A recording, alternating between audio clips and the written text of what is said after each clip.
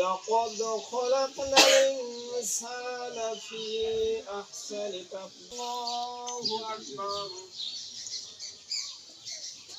الله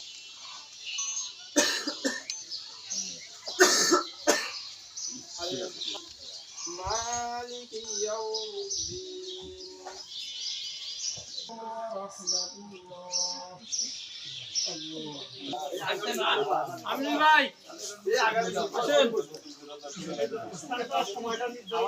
আমরা এখানে 2009 সাল থেকে শুরু করি, সেই থেকে এখন পর্যন্ত করতেছি।